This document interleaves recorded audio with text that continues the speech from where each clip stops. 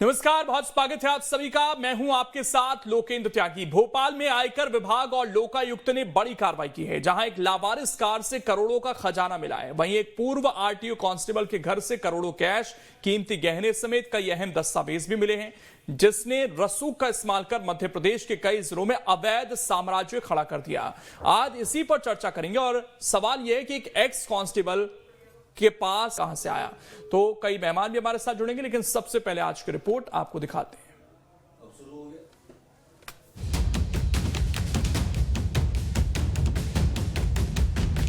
मध्य प्रदेश में आयकर, ईडी और लोकायुक्त की ताबड़तोड़ कार्रवाई जारी है।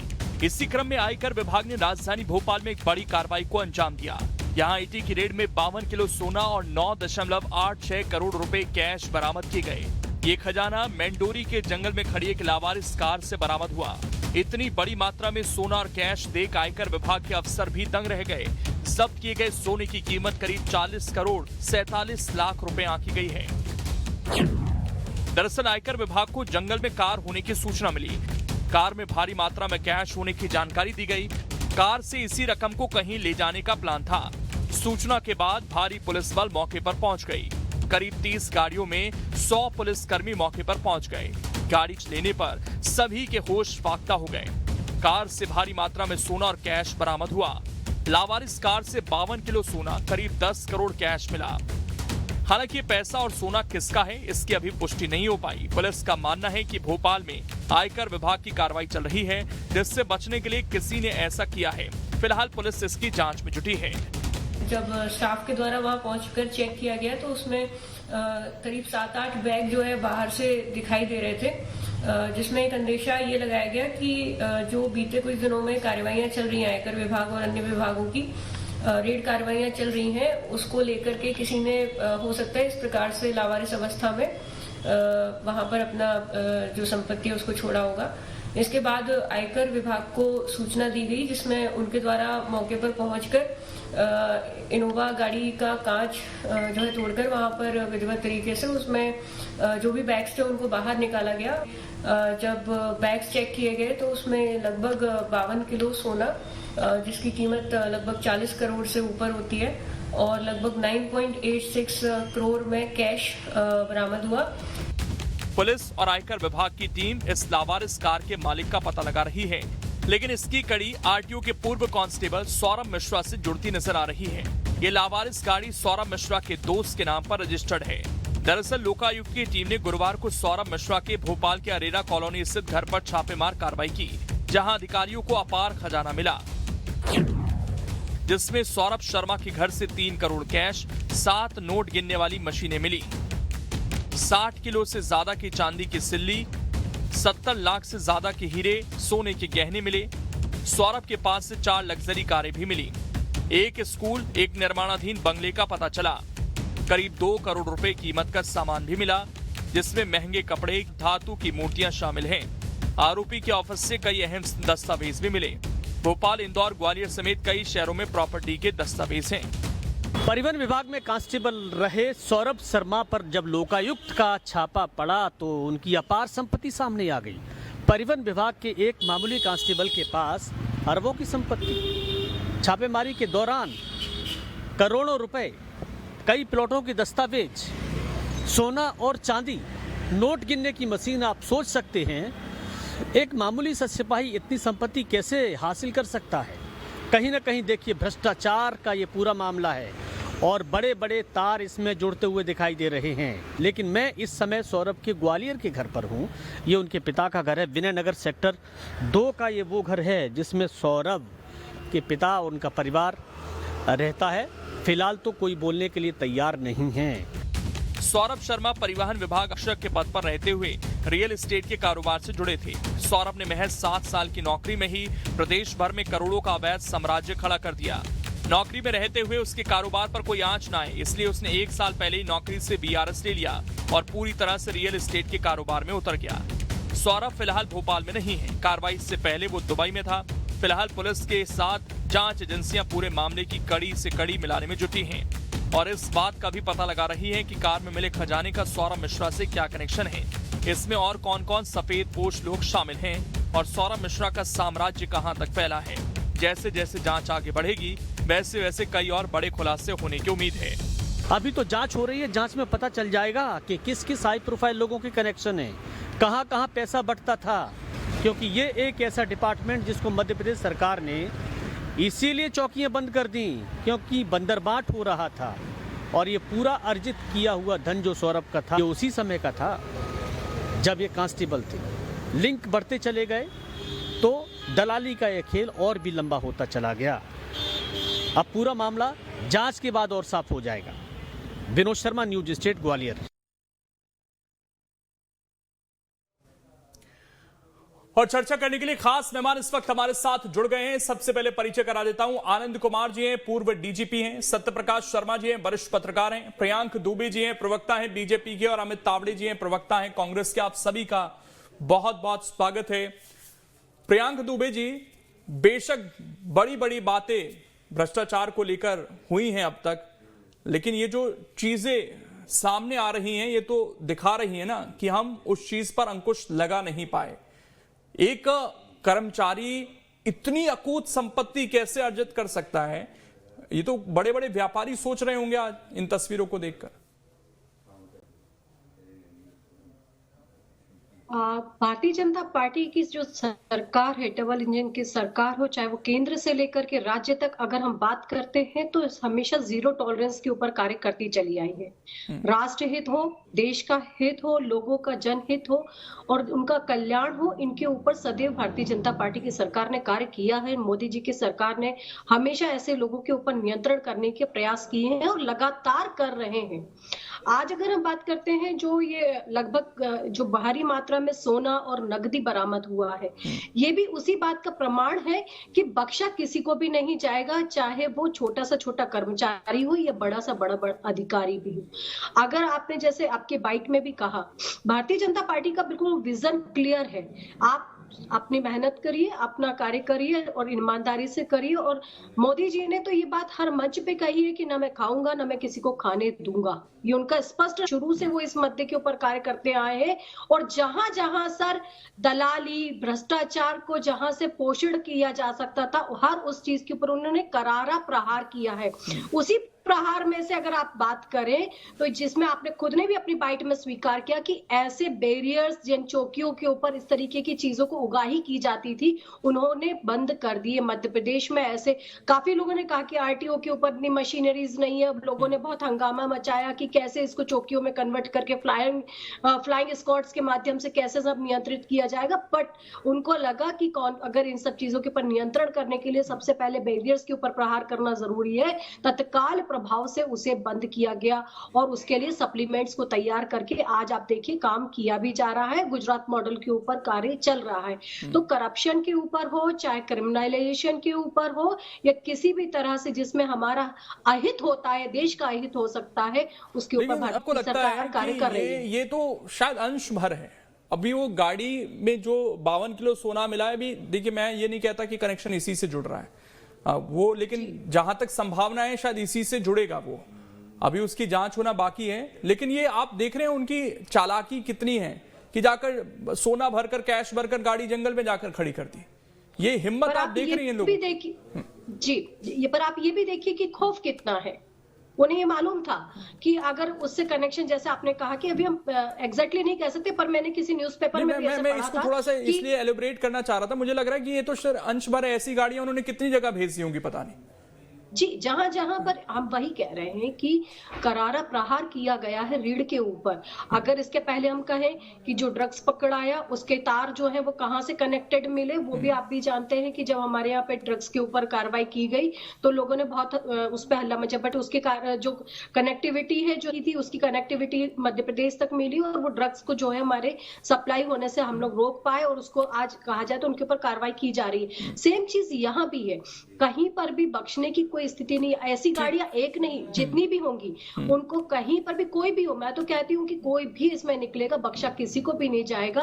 कार्रवाई निश्चित तौर पे की जाएगी। भ्रष्टाचार को पोषण नहीं दिया जा सकता। सत्यप्रकाश जी, लगता है कि इसमें क्योंकि एक अकेला व्यक्ति तो होता नहीं है, जब इतनी संपत्ति अर्जित की जाती है किसी के भी द्वारा तो उसके कनेक्शन बहुत बड़े होते हैं और वो कनेक्शन ना तो कभी मीडिया में सामने आ पाते हैं और शायद कई बार जांच में भी सामने नहीं आ पाते हैं। लेकिन जैसा ये भी बात हम नहीं इग्नोर कर सकते कि कार्रवाई हुई है, शिकंजा कसा गया ऐसे लोगों पर, तो इंटेंशन तो दिख रही है सरकार की कार्रवाई करने की है सीधे तौर पर। और जैसा वो बताया कि वो उघाई की चौकियां भी, जैसा हमारे सहयोगी ने रिपोर्ट भेजी, उन पर भी कार्रवाई हुई एक समय पर। लेकिन जो बड़े लोग हैं, आपको लग रहा है कि देखिए लोकिन जी, आपने बड़ा अच्छा सवाल पूछा है। आपको याद होगा कि नितिन गडकरी ने लगभग 2020 में, इसके बाद एक बार और, यहाँ की ट्रांसपोर्ट मिनिस्ट्री को लेटर लिखकर ट्रांसपोर्ट चेकपोस्ट बंद करने के लिए कहा गया था। लेकिन उस समय की सरकार ने, यानी कि 20 के बाद से जो सरकार है, उस सरकार या 18 से ही कह सकते हैं हम, चेकपोस्ट बंद नहीं किए। तो इसमें कांग्रेस की भी रही, बीजेपी की भी रही। लेकिन मैं तारीफ करूंगा डॉक्टर मोहन यादव की, उनके बोल्ड डिसीजन की, कि उन्होंने तत्काल 1 जुलाई से, जब उनको पता लगा कि माहौल खराब है, तो उन्होंने बंद कर दिया, जीरो टॉलरेंस की नीति उन्होंने अपनाई। ये बोल्ड डिसीजन उनका है। लेकिन ये जो सौरभ शर्मा है, कांस्टेबल रैंक का आदमी, इतना पैसा कांस्टेबल रैंक कितना भी भ्रष्टाचार करे नहीं कमा सकता। ये निश्चित है कि कहीं ना कहीं उसके कनेक्शन उस विभाग के बड़े बड़े लोगों से, इवन मंत्री से भी रहे हों, क्योंकि जैसा कि रिपोर्ट्स में आज आ रहा है कि उसके संबंध उस समय की मंत्री, या फिर कांग्रेस ये आरोप लगा रही है कि उस समय के मंत्री पर उसके अच्छे रिश्ते थे और वो पूरे ट्रांसपोर्ट का जो रैकेट है वो चलाता था। तो ये कहीं ना कहीं आप जो कह रहे हैं उसका जवाब ये हो सकता है कि ये वो कनेक्शन हो, और उसी के कारण कहीं ना कहीं ये इतनी बड़ी रकम उसके पास मिली है। लेकिन एक चीज जरूर है, मैं फिर कहूंगा कि आज भी मोहन यादव जी को यह पता नहीं है कि ट्रांसपोर्ट में जो नया सिस्टम लागू किया गया है, उस पर भी कहीं ना कहीं ये चीजें चालू हो चुकी हैं। उस पर भी कंट्रोल की आवश्यकता। जिस दिन डॉक्टर मोहन यादव जी को पता लग गया, तो ये मान के चलिएगा कि वो भी कहीं ना कहीं गिरफ्त में होंगे। ये तय है कि ये जो कार्रवाइयां हो रही हैं, वो आज की मध्य प्रदेश की स्ट्रांग सरकार है, जो ट्रांसपोर्ट डिपार्टमेंट से जुड़े हुए लोगों पर इतनी बड़ी कार्रवाई कर पा रही। हालांकि कांग्रेस सीधा सीधा नाम ले रही है उन मंत्री जी का, और भी आरोप हैं, लेकिन ये नहीं कहा जा सकता। ये जांच का विषय जरूर है कि दोनों की कनेक्शन का भी डिक्लेरिफिकेशन होना चाहिए, उसकी जांच होनी चाहिए, जिससे दूध का दूध और पानी का पानी हो जाएगा। अमित तावड़े जी, लेकिन देखिए, आरोप तो एक जगह है, लेकिन सरकार तो ये कह रही है कि हमारी तो इंटेंशन है ना, तभी तो ये मामला उजागर भी हुआ, आज कार्रवाई भी हुई इस मामले में।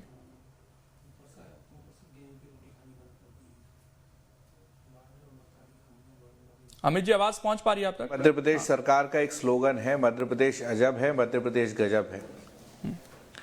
हाँ, मुझे आपकी आवाज आ रही है। आपको मेरी आवाज आ रही है? जी जी, बोलिए सर, बोलिए।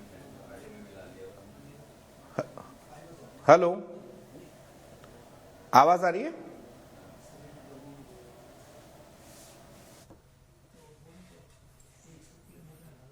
जी बोलिए सर, आवाज आ रही है आपकी। देखिए, मध्य प्रदेश का एक स्लोगन है, मध्य प्रदेश अजब है, मध्य प्रदेश गजब है।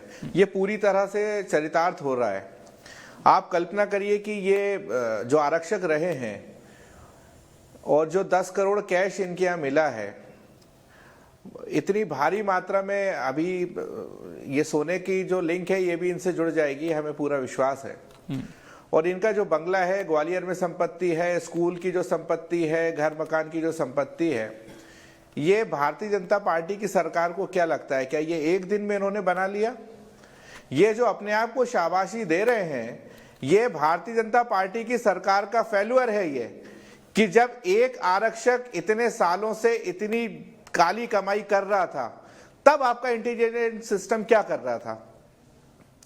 और ये आज की भी जो बात कर रहे हैं, जैसे हमारे वरिष्ठ पत्रकार महोदय ने कहा जी की सरकार ने एक बोल्ड निर्णय लिया है, लेकिन उस बोल्ड निर्णय पर भी सवाल खड़े हो रहे हैं। और वो सवाल कांग्रेस खड़े नहीं कर रही है, भारतीय जनता पार्टी के पूर्व गृह मंत्री वर्तमान विधायक भूपेंद्र सिंह जी ने कहा है कि अवैध वसूली हो रही है टोल नाकों पर।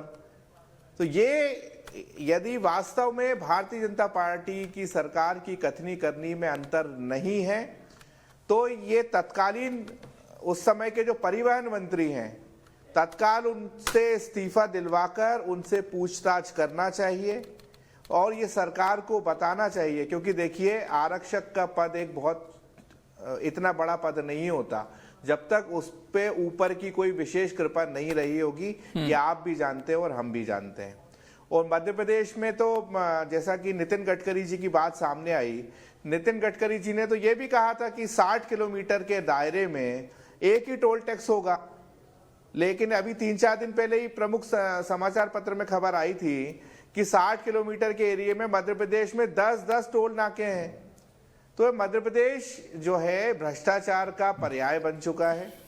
पिछले लगभग 20 साल में आप कल्पना करिए कि कितने सैकड़ों धन कुबेर निकले। हम अरविंद जोशी जी की बात करें, टीनू जोशी जी की बात करें, या फिर अभी सौरभ शर्मा की हम बात करें, तो आखिर ये सिलसिला बंद क्यों नहीं हो रहा है? बिल्कुल, ये सवाल है। लेकिन ये काम होता कैसे है? ये इनका काम करने का तरीका क्या है? इसको थोड़ा सा हम समझते हैं आनंद जी से। आनंद जी, कांस्टेबल कैसे ये कुबेरपति बनता है? आप लोग तो जांच में रहते हैं इन सब चीजों की, थोड़ा समझाइए। तो ऐसी स्कीम तो फिर सबको पता चलनी चाहिए। अगर लीगल तरीके से कोई कर सकता है तो वो भी बताइए।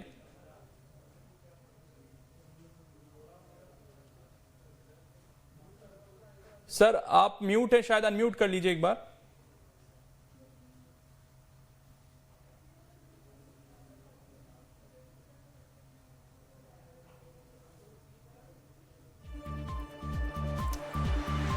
अभी एक बार सर आप म्यूट हटा लेंगे तो ठीक रहेगा। मैं तब तक बीजेपी के प्रवक्ता हैं उनसे पूछ लेता हूं। मैम, सवाल तो ये उठ रहे हैं ना सीधे तौर पर कि अभी तो इसमें बहुत सारे लोग होंगे और हमने कई बार ऐसे धन कुबेरों के मामले खोलते देखे हैं। जैसा कि यहाँ तारीफ भी हुई मोहन सरकार की कि वो बोल्ड डिसीजन थे, आपने भी उन चीजों का जिक्र किया। लेकिन इस जो उस समय विभाग से जुड़े लोग थे, क्योंकि इन्होंने तो बहुत पहले बीआरएस ले लिया, काम तो इन्होंने केवल 7 साल किया। कहने को ये भी कह रहे हैं कि ये रियल एस्टेट से जुड़े हुए थे। तो उस समय कौन थे उस विभाग में लोग? क्या जांच वहां तक पहुंचेगी? बेफिक्री से ये बात कहती हूँ कि कांग्रेस क्या कर रही? आप सदन में जाके इन चीजों के ध्यानाकर्षण में गोविंद सिंह जी भाजपा के विधायक हैं, ध्यानाकर्षण में वो ध्यानाकर्षण करवाते हैं विषयों के ऊपर। नितिन गडकरी जी भारतीय जनता पार्टी के नेता हैं, वो लेटर लिखते हैं, वो कार्रवाइयां करवाते हैं, वहां भी भारतीय जनता पार्टी है। आज कार्रवाई हो रही है, सरकार भारतीय जनता पार्टी की है, और माल जो पकड़ा जा रहा है उसको राजसात किया जा रहा है, भारतीय जनता पार्टी की गवर्नमेंट के समय पर हो रहा है। तो कांग्रेस कर क्या रही है? आप मुझे ये भी तो बताइए। मात्र आप एसी रूम में बैठ के प्रवक्ता बन करके आप लोग बस एलिगेशन लगा देते, आप सबूत क्यों नहीं जुटाते? कार्रवाइयां क्यों नहीं करवाते? आवाज क्यों नहीं उठाते? जनता के बीच में क्यों नहीं जाते? मैं तो कहती हूँ आप साक्ष्य लाइए और कार्रवाइयां करवाइए, पकड़वाइए ना। जिनके ऊपर आप जिन भी मंत्री या जिन भी संतरी जिनका भी आप नाम लेते हैं, मैं तो सभी के लिए कह रही हूँ, आप लाइए, ठोस कार्रवाई करवाइए, लड़िए इन मुद्दों पर। आपको लड़ना चाहिए, जनता के हित में आपको सड़कों पे आना चाहिए। क्यों नहीं आते आप लोग? क्यों आप क्यों नहीं बोले? अभी तो इंदौर में उनके यहाँ भी काफी पैसा पकड़ाया है, बोलना चाहिए। नेता के ऊपर करप्शन के इल्जाम आप हमारे लगाते हो, लेकिन पैसा आपके नेताओं के यहाँ से निकलता है। ऐसा क्यों हो रहा है? धीरज साहू के ऊपर आज तक आप लोग 351 करोड़ के ऊपर कोई शब्द नहीं बोल पाते। प्रेम सुख पाटीदार के ऊपर आप लोग आवाज नहीं उठा पाते।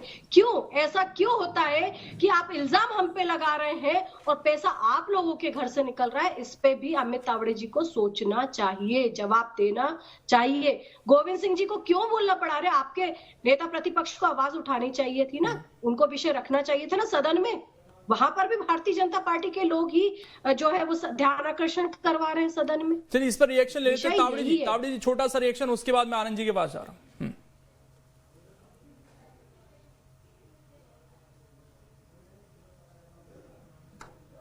पहली बात तो यह है कि जिन बीजेपी विधायक की मेरी बहन बात कर रही है वो गोविंद जी हैं। दूसरी बात यह है कि बहुत बड़ी बड़ी बातें अभी हुई कि जो कार्रवाई हुई तब भारतीय जनता पार्टी की सरकार है, ध्यानाकर्षण लगा तो भारतीय जनता पार्टी की सरकार है। ये जब पूरा घोटाला हुआ और जब सौरभ शर्मा की भर्ती हुई और जब सौरभ शर्मा ने विभाग को पलीता लगाया, तब से लेके अब तक भी भारतीय जनता पार्टी की सरकार है। और एक बात बताइए कि इनका इंटेलिजेंस सिस्टम तब तो फेल था ही। एक गाड़ी में भरकर, पूरा सोना भरकर, पैसे भरकर एक गाड़ी जो है वो कहीं से और जंगल में ले जाके कैसे खड़ी कर दी गई, कहाँ इनका चेकिंग अभियान था, कहाँ इनकी ट्रैफिक पुलिस थी, कहाँ इनकी पुलिस थी, ये इस बात का जवाब देने कोई भी तैयार नहीं है। और ये लोग विपक्ष को बोल रहे हैं कि आप जो है सबूत लाइए, आप जो है कार्रवाइयां करवाइए। तो मेरी बहन, विधानसभा के पटल पर ही नहीं, विधानसभा में तो हमारे विधायक लगातार ये शिकायत करते ही हैं। सड़क से लेके सदन तक हमारे लगभग जो 55,000 कार्यकर्ताओं पे जो केस दर्ज हैं, वो इसलिए नहीं है कि हम सरकार की आरती उतारते हैं, सिर्फ इसलिए दर्ज है कि जब हमें ऐसी भ्रष्टाचारी सरकार का विरोध करते हैं तब हमारे ऊपर केस दर्ज होते हैं। चलिए ठीक, मैं जल्दी से आनंद जी से रिएक्शन ले लेता हूं। आनंद जी, दिल से सरकार ये कैसे पूरा आपको लगता है इसके पीछे क्या इनका काम करने का तरीका रहा कि इन्होंने इतनी संपत्ति अर्जित कर ली? कौन कौन आपको लगता है कि इसमें संलिप्त हो सकते हैं? और अगर वो रियल एस्टेट से भी जुड़े हैं तो फिर भी इतनी अकूत संपत्ति कैसे आ सकती किसी के पास? देखिए, जहां तक परिवहन विभाग का सवाल है, मैं हर एक के बारे में तो बात नहीं करता, परंतु जो भी सरकारें रही हों या जो भी किसी भी पार्टी की हों, ये परिवहन विभाग जैसा सुना जाता है एक प्रकार से भ्रष्टाचार का अड्डा है। इस चीज को सभी जानते हैं और सभी मानते हैं। कभी भी उस ढंग का प्रयास हुआ नहीं कि किस ढंग से इसको भ्रष्टाचार मुक्त किया जाए। हाँ, टेक्नोलॉजी का थोड़ा उपयोग करना शुरू हुआ है अभी, परंतु टेक्नोलॉजी का भी उपयोग सही ढंग से नहीं हो पाया है, जिसके कारण करप्शन बना हुआ है। और ये केवल मध्य प्रदेश की बात नहीं है, ये पूरे देश में परिवहन विभाग के बारे में जो चर्चाएं सुनने में आती हैं, जिस ढंग से काम होता है, मैं समझता हूं सारे नेता, सारे अधिकारी इस बात को जानते हैं और उससे प्रभावित भी, उससे उपकृत भी होते हैं। तो इस रूप में एक प्रकार से पूरे के पूरे जो परिवहन विभाग की जो कार्य प्रणाली है, यदि हम भ्रष्टाचार मुक्त करना चाहते हैं तो उस पूरी प्रणाली को हमें बदलना होगा, चाहे वो टेक्नोलॉजी। ये बड़ी बात है कि उस प्रणाली को बदलने की बात है। एक आखिरी सवाल सत्यप्रकाश शर्मा जी, देखिए हम चर्चा कर रहे हैं इस पूरे मामले में, एक व्यक्ति के बारे पर इतने आरोप हैं उस पर, लेकिन वो व्यक्ति दुबई में है, कहां है, गिरफ्त में कब आएगा, ये सवाल बना हुआ है। तो ये भी क्या एक चूक है कि आज उस पर कार्रवाई हो रही है तो वो बाहर भाग गया?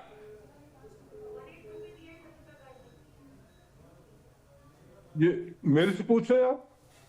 सर आप ही जवाब दे दीजिए क्योंकि शायद उन तक ऑडियो नहीं पहुंच पाई सत्यप्रकाश जी तक।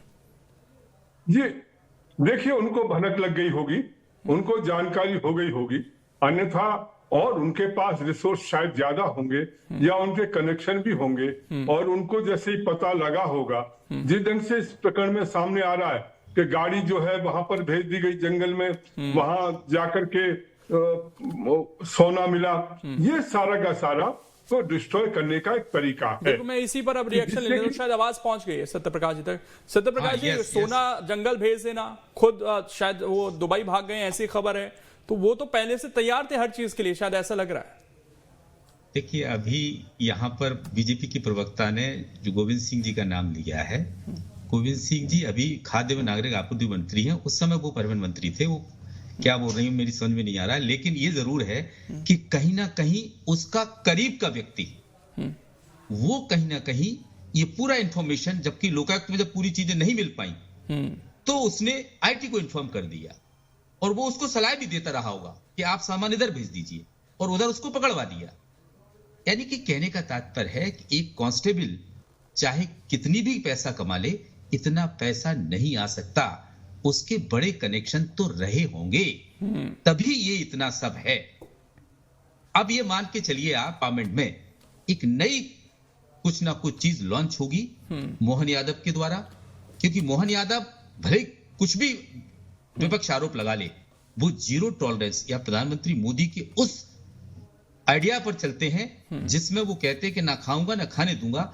इस स्थिति पर मध्य प्रदेश चल पड़ा है। वो अब वर्ड है सर, सर्जिकल स्ट्राइक, शायद अब ट्रांसपोर्ट डिपार्टमेंट में वो करनी पड़ेगी। आज जिस तरह की स्थितियां दिख रही हैं, कई स्टेप लिए गए हैं, कई और लेने पड़ेंगे, शायद तभी जो है ऐसे जो धन कुबेर जो गलत तरीके से धन अर्जित कर बैठे हैं वो बाहर आ पाएंगे और आगे ये सिलसिला रुक पाएगा। आप लोग जुड़े, बहुत बहुत शुक्रिया सभी का इस चर्चा का हिस्सा बनने के लिए। तो लेकिन सवाल कई हैं, और खासकर जिस तरीके से ये पूरा सोना निकलकर सामने आया, कैश निकलकर सामने आया, प्रॉपर्टीज निकलकर सामने आई हैं, और अब इसमें कौन कौन शामिल मिलता है और सौरभ शर्मा गिरफ्तार कब होता है, ये देखने वाली बात। फिलहाल छोटा सा ब्रेक, खबरें लगातार जारी है।